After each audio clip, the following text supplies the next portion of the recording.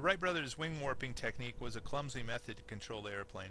In Europe, a Frenchman named Robert Esnault Pelletier built a Wright-style glider in 1904 and used ailerons to replace the wing warping technique. Although Matthew P.W.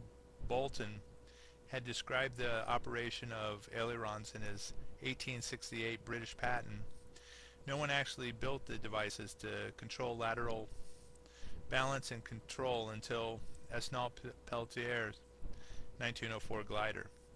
His use of ailerons encouraged designers in several nations to experiment with their own aileron designs. It was also Esnault Pelletier who also built the first fully enclosed fuselage plane.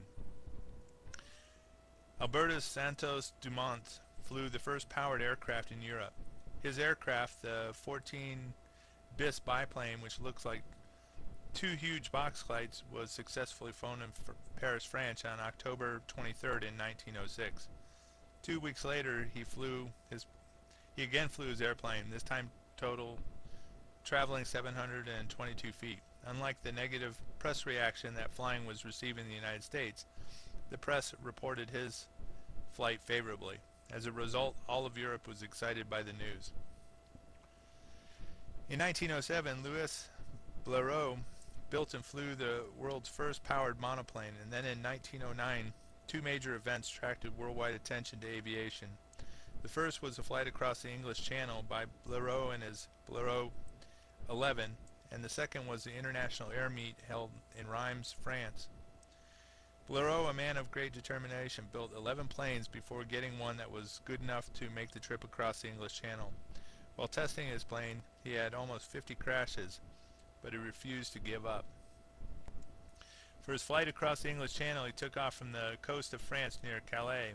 Unfortunately, he had no compass for the 25-mile trip, and 10 minutes after takeoff, he was lost.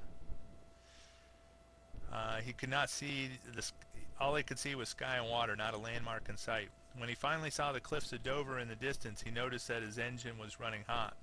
As Blériot listened to the roar of the overheated engine, he searched the water below him, hoping to find a ship that would be close enough to pick him up if he had to ditch.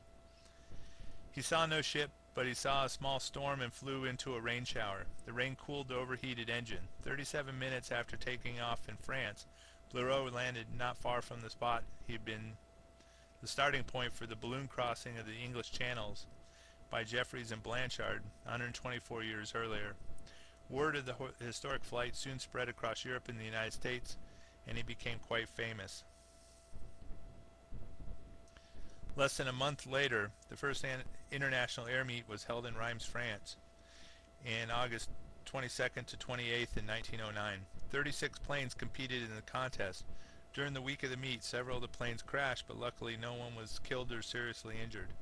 Many of these pilots broke several records. One was an endurance record set by Henry Farman, who stayed in the air for 3 hours, 4 minutes, and 56 seconds. Meanwhile, Blériot made the best time for a single lap, with 47.8 miles per hour.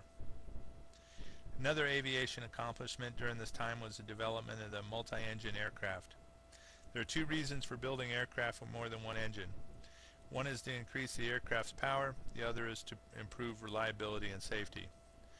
Two engines can provide more power than one, and if one engine fails, there's enough power from a single engine to make a safe landing.